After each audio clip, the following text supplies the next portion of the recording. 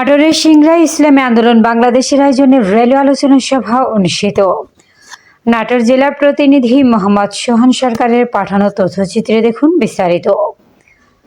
নাটোরের সিংড়া ইসলামী আন্দোলন বাংলাদেশের আয়োজনে র্যালি আলোচনা সভা অনুষ্ঠিত হয়েছে।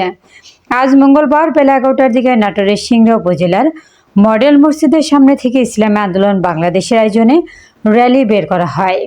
র্যালিটি প্রধান সড়ক প্রদক্ষিণ করে বাস স্ট্যান্ডে শেষ হয়। পরে সেখানে এক আলোচনা সভা অনুষ্ঠিত হয়।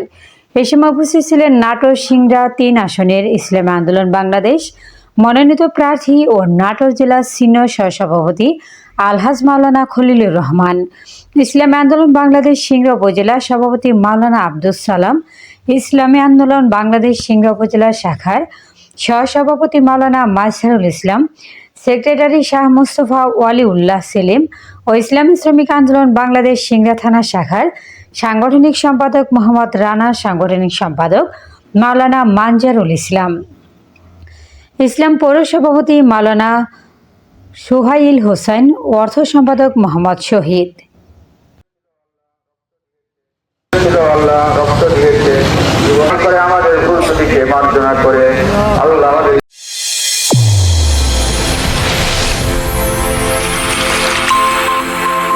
চ্যানেল A1 হৃদয়ের স্পন্দন।